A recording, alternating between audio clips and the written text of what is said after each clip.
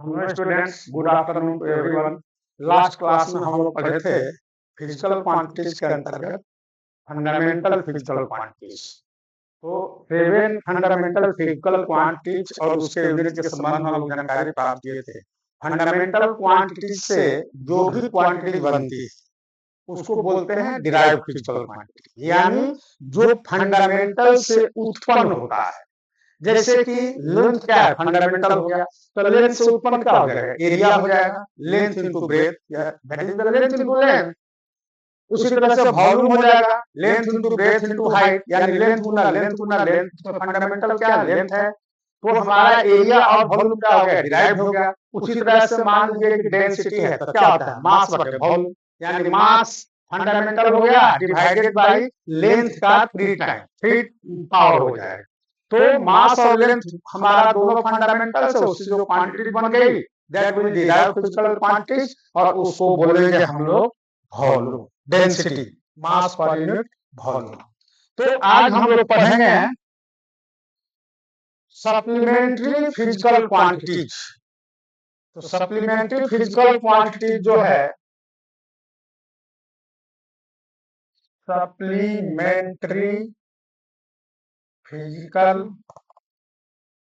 Quantities, इसके कुछ special characteristics भी होते हैं। ठीक है, इसको हम डिफाइन करेंगे। दो सप्लीमेंट्री है, plane angle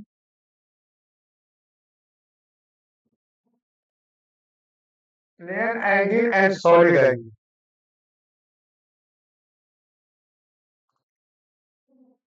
plane angle and दूसरा है सॉलिड एंगल। वो पहला प्लेन एंगल क्या है, what is plane angle?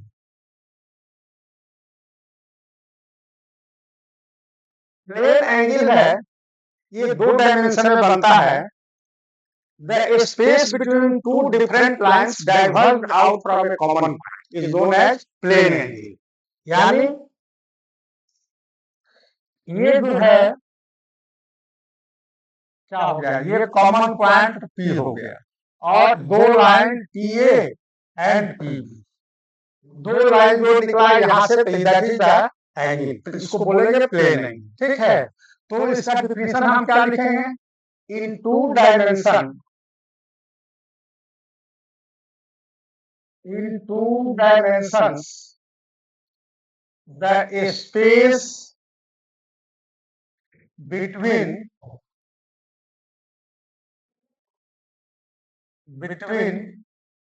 two different lines diverged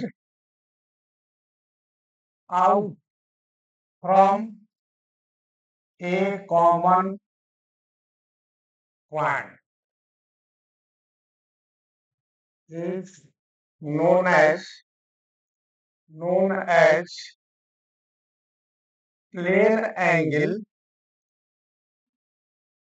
or simply edge angle। Plane angle भी बोल सकते हैं और सिंपली एंगल भी बोल सकते हैं। तो ये हमारा स्पेस जो है, जो कॉमन पॉइंट P से PA और PB दो रेखा निकला है, तो ये हमारा स्पेस दोनों के बीच का है, that is the plane angle. It is measured by the ratio of arc.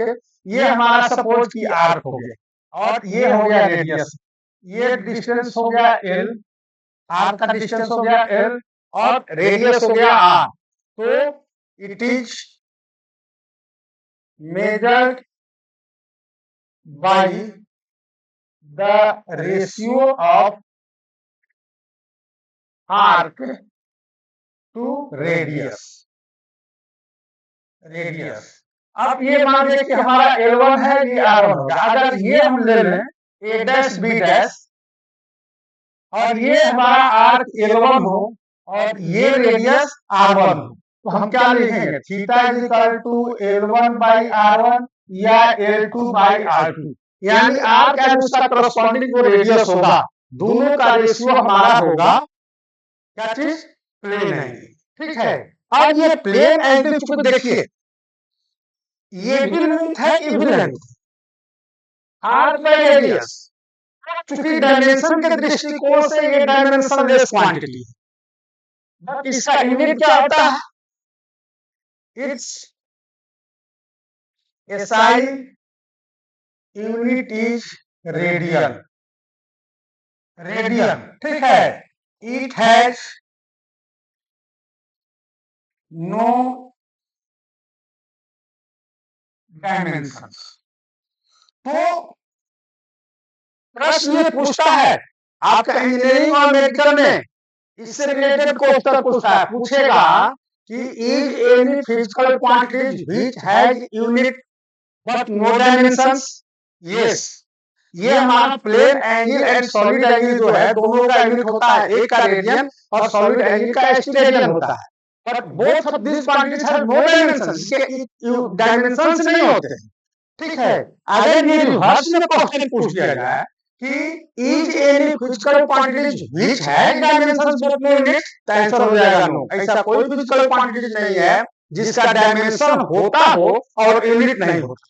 अगर डायमेंशंस है तो यूनिट मस्ट होगा, बट ये दो क्वांटिटी ऐसा है कि इसके यूनिट्स होते हैं और डायमेंशंस नहीं होते, ठीक है। तो it's SI unit is radian and it has no dimensions. Plane angle inside the curve, जैसे अगर इनसाइड द क्लोज कर्व,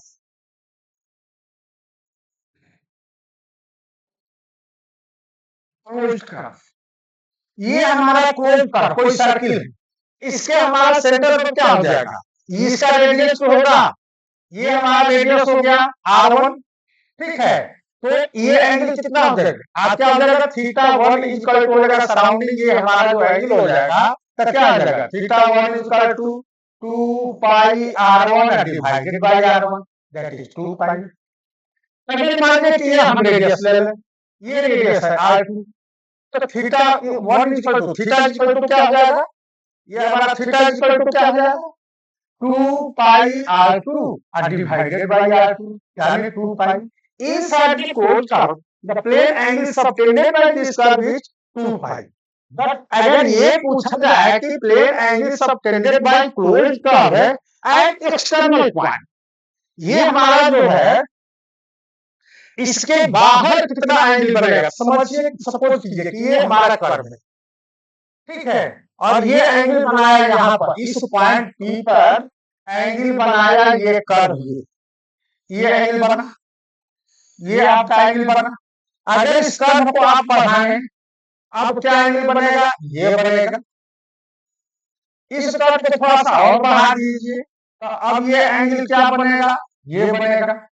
और इसको आप बंद कर दीजिए, दैट विल बी 0। तो आपका हो जाएगा प्लेन एंगल सबटेंडेड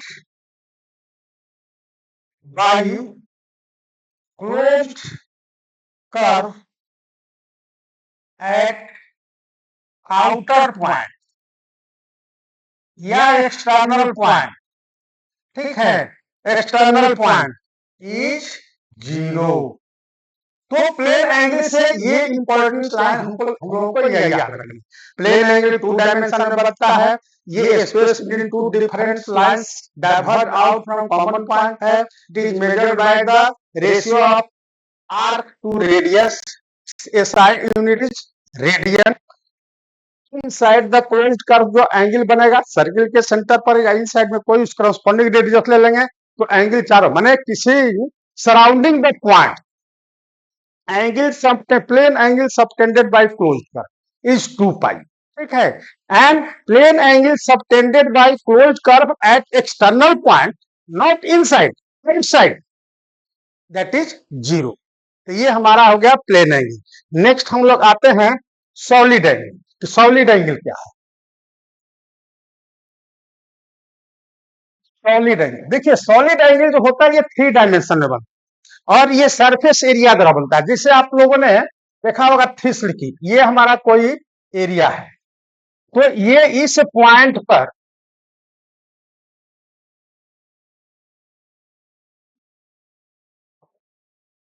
ये हमारा जो एंगल बनेगा that is the solid angle, इसको हम लोग बोलेंगे that is the solid angle, solid angle. ठीक है, यानी इन 3 dimension angle subtended by the area at a point is defined in 3 dimension।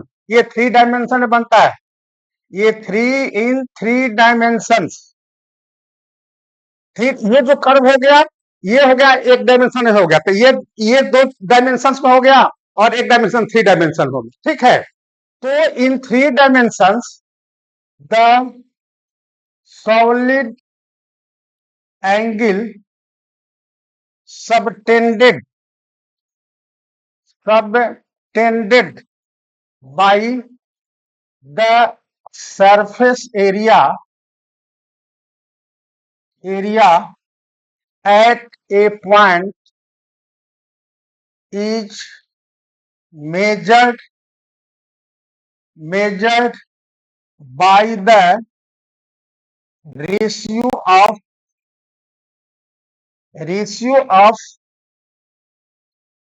area of the surface to a square of its perpendicular distance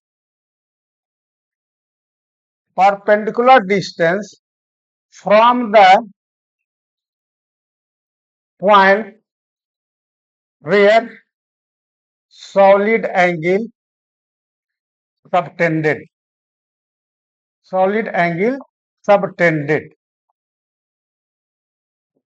देखिए, ये हमारा जो है area हो गया, ये एरिया सपोज की ds है। ठीक है, और ये हमारा जो है रेडियस है, ये रेडियस r है। ठीक है, तो हमने क्या लिखा है, it is measured by the ratio of the area of the surface to a square of its perpendicular distance. ये हमारा रेडियस इस पर परपेंडिकुलर है, तो क्या हो जाएगा, सॉलिड एंगल जो होगा ओमेगा इज इक्वल टू, ये ओमेगा हो गया, सॉलिड एंगल को ओमेगा से हमने रिप्रेजेंट किया। ठीक है, तो ये जो है ओमेगा इज इक्वल टू क्या हो जाएगा, ds बाई r स्क्वायर। ये हमारा r क्या है, परपेंडिकुलर डिस्टेंस है जिस पॉइंट पर बना सॉलिड एंगल और इस सरफेस के बीच का लेंथ है, तो स्क्वायर ऑफ दिस लेंथ हो गया। अगर ये सपोज मानिए कि यही सरफेस जो है, ये सरफेस यहां नहीं बना करके यहां पर ये एंगल बना, ये यहां पर अगर एंगल बनाए तो ये हमारा क्या हो जाएगा। अब देखिए, ये जो होगा ये रेडियस और ये एरिया, दोनों के बीच का एंगल कितना है, अगर थीटा है, तो अब देखिए ये एरिया वेक्टर हो गया, ये रेडियस वेक्टर हो गया, दोनों के बीच का एंगल क्या, हमने कहा क्या है, परपेंडिकुलर डिस्टेंस। इसको आप लिखेंगे तब क्या हो जाएगा, ओमेगा। अब इस स्थिति में ओमेगा अगर नॉट है और ये आपका अगर r1 है, ये ds1 है। ठीक है, तो omega 1 is equal to ds1 cos theta बटा में r1 is। ठीक है, वहां पर क्या था कि दोनों area vector and radius vector एक डायरेक्शन परपेंडिकुलर डिस्टेंस था r, तो हमारा थीटा की वैल्यू 0 थी। ठीक है, cos 0 इज इक्वल टू 1, तो ds बाई r स्क्वायर हो गया। यहाँ पर एंगल थीटा, इसको हम टर्म लेंगे परपेंडिकुलर करने के लिए, तो एरिया ds1 cos थीटा हो जाएगा, और ds1 cos theta is equal by r1 square, that is the solid angle. अगर मान लीजिए सपोज कि ये आपका एरिया हो, हम कहते हैं कि इस पॉइंट पर एंगल, तो इस पॉइंट पर एंगल क्या बनता है, ये इसका एरिया वेक्टर आपका ये होता है इधर, तो कितना होता है, एंगल होता है 90 डिग्री, या इधर, तो ये हमारा क्या होता है, अगर ये डिस्टेंस r, तो ये डिस्टेंस r है, तो cos 90 इज इक्वल टू 0, तो क्या हो जाएगा, ये 0 हो जाएगा। ठीक है, परपेंडिकुलर अगर सरफेस इस तरह से सरफेस हो, अब पॉइंट क्या होता, कहां से सॉलिड एंगल बनेगा, नहीं बनेगा। तो ये अगर हमारा है परपेंडिकुलर डिस्टेंस r स्क्वायर, तो ds बाई r। क्लियर है। अब आइए कि solid angle subtended by closed surface at its inner point, ये हमारा कोई क्लोज्ड सरफेस है, नॉट कर्व, कर्व नहीं, ये क्लोज्ड सरफेस है, ये रेखा घेरा हुआ नहीं है, ये कर्व नहीं है, ये क्या है, सरफेस है, closed surface.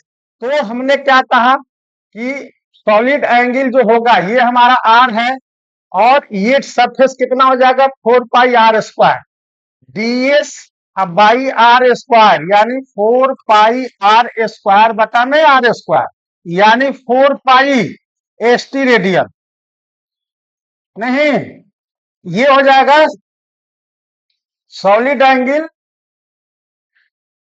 Inside the closed surface, that will be 4π radian. यानी सॉलिड एंगल का क्या यूनिट है, unit of solid angle is st radian, and also it radian, it has no dimensions, ठीक है। तो सॉलिड एंगल जो है इसका यूनिट क्या हो गया, st रेडियन, इसका कोई डायमेंशन नहीं होता है, इनसाइड द क्लोज सरफेस क्या हो जाएगा, 4π st रेडियन। अगर यही आउटसाइड में बनाता तो जिस तरह से क्लोज्ड कर्व द्वारा हमारा सरफेस क्या हुआ, जीरो हुआ, इसी तरह से solid angle subtended by closed surface at external point is zero, ठीक है। तो इस तरह से हमारा plane angle subtended by closed curve inside 2π radian and solid angle subtended by closed surface inside it 4π st radian, solid angle and plane angle both subtended by closed curve and closed surface at external point is zero। ये line याद रखेंगे आप। दूसरा चीज कि ये हमारा ऐसा फिजिकल क्वांटिटीज है, ये दोनों कि जिसके यूनिट्स तो हैं, एक का रेडियन और दूसरे का st radian, but they have no dimensions. Clear है। तो ये हमारा हो गया plane angle and solid angle. अब दूसरा हम लोग पॉइंट जो है, हमने कहा कि सम में लेंथ का कुछ प्रैक्टिकल यूनिट जो हैं, जैसे Planck's length, Planck's length,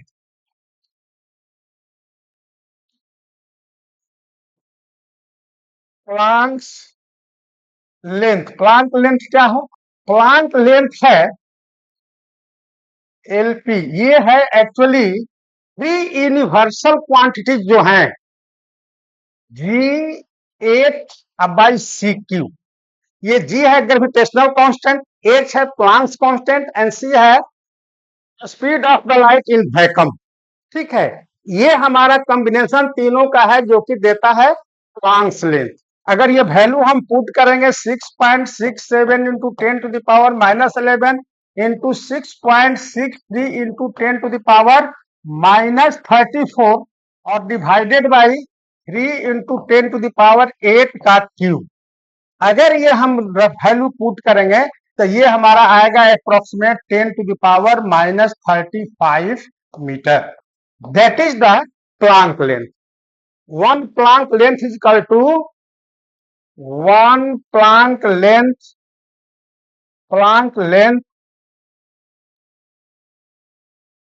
is equal to 10⁻⁻35 metre, ठीक है। ये देखिए ऐसा लेंथ है कि लाइट जो है वन प्लांक टाइम में जो डिस्टेंस ट्रेवल, ये लेंथ जो है, ये length distance travelled by light in vacuum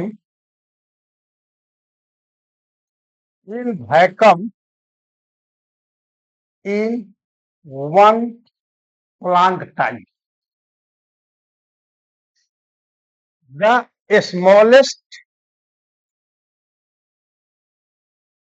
time possible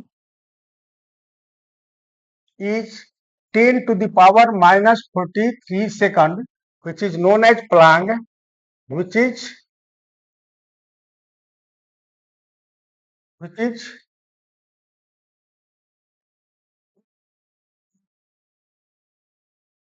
which is known as Planck time. Planck time यानी 10 to the power minus 43 second. इसमें में जो लाइट ट्रेवल करता है distance, that is the Planck length, यानी 3 into 10 to the power 3 into 10 का 8 से multiply करेंगे तो क्या हो जाएगा, लगभग वही हो जाएगा। यानी इस वैल्यू को पुट करेंगे और ये डिस्टेंस जो होगा इतना सेकंड में ये तय करता है, ये हमारा प्लांक टाइम होगा। That is the minimum possible time है, ठीक है, स्मॉलेस्ट टाइम। दूसरा चीज है fermi, one fermi, one fermi, fermi equal to होता है 10 टू पावर माइनस 15 मीटर। ये हमारा होता है use the measure, used to measure the, use to measure the nuclear dimensions, nuclear dimensions, ठीक है, 10 to the power minus 15 meter. तीसरा का याद रखेंगे आप 1 एंगस्ट्रम, यानी 10 to the power minus 10 meter. ये हमारा यूज होता है, use to measure atomic, atomic dimensions. तीसरा का जो यूनिट हमको याद रखना चाहिए ये है astronomical unit, 1 AU, astronomical, astronomical unit. ये जो है लार्ज डिस्टेंस एस्ट्रोनॉमी में यूज होता, यानी सोलर सिस्टम में जो डिस्टेंसेस हम मेजर करते हैं, that is the astronomical unit. और ये एस्ट्रोनॉमिकल यूनिट जो है that is the mean distance between the sun and the earth, the mean distance between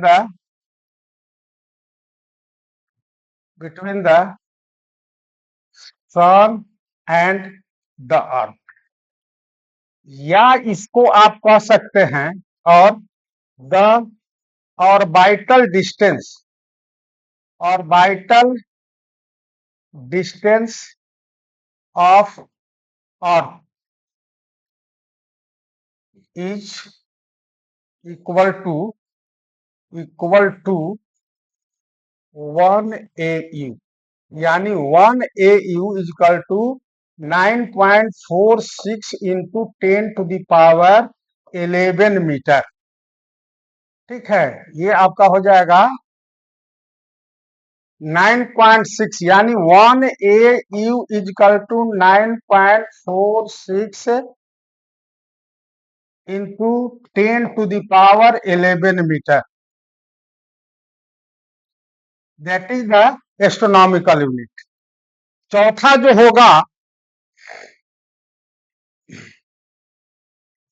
light year, light year. कौन बनेगा करोड़पति में एक बार अमिताभ बच्चन साहब पूछे थे कि light year is the unit of, तो ये सोच करके ईयर है इसलिए आप उसी तरह जवाब नहीं दे दें कि that is the unit of time, that is the unit of distance. ये हमारा डिस्टेंस का यूनिट है लाइट ईयर। ये कैसा डिस्टेंस है, the distance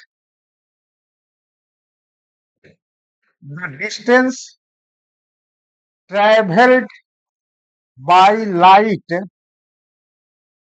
in vacuum in 1 year is called 1 light year.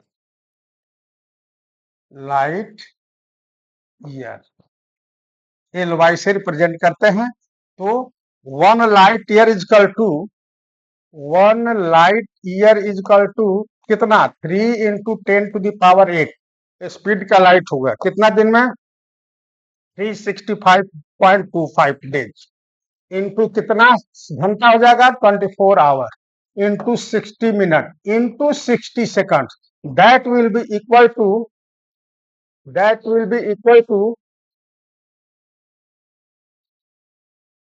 ये जो है सॉरी ऊपर में हमने जो डिस्टेंस लिखा है इसको आप थोड़ा सा चेंज कर लेंगे। हमको ये जो डिस्टेंस होती है astronomical distance that will B 1.496 into 10⁻11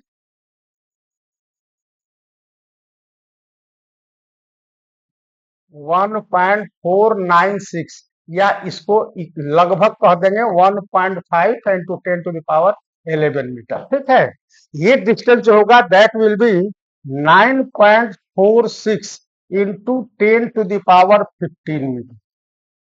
ये हमारा हो जाएगा 1 लाइट ईयर, यानी 1 light year is equal to 1 light year is equal to कितना हो गया 9.46 इंटू 10⁻15 मीटर। एक यूनिट है लेंथ का जो कि हम लोग यूज करते हैं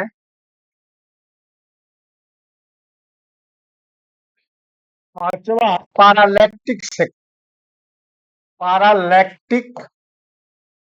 सेकंड। इसको भी आप ये सेकंड जान करके ये नहीं कहेंगे that is the unit of time, this is also the unit of distance. ये कैसा डिस्टेंस है तो ये डिस्टेंस है कि एक एस्ट्रोनॉमिकल यूनिट आर्क जो है जितने दूरी पर 1 सेकंड का एंगल बनाता है, ये आर्क जो है ये आर्क कितने के बराबर है और ये जितना दूरी पर ये 1 सेकंड का एंगल 1 सेकंड का एंगल ठीक है जो बनाएगा 1 सेकंड का, तो ये एंगल जो बनाएगा तो ये डिस्टेंस जो है हमारा दैट डिस्टेंस इज पैरालैक्टिक सेकंड। ठीक है, यानी the distance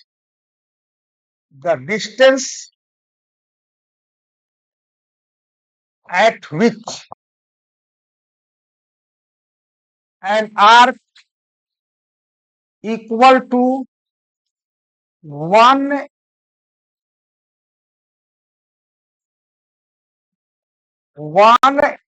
astronomical unit subtends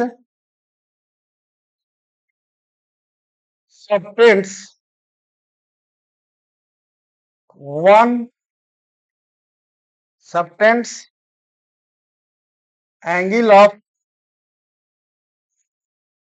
angle of 1 second।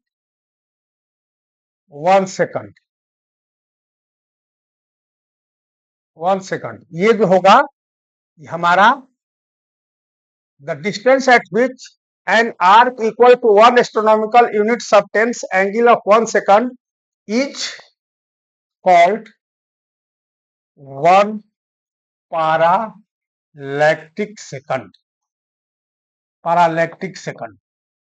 ठीक है, यानी ये कितना हो जाएगा theta equal to L/R, R equal to कितना हो गया L/थीटा।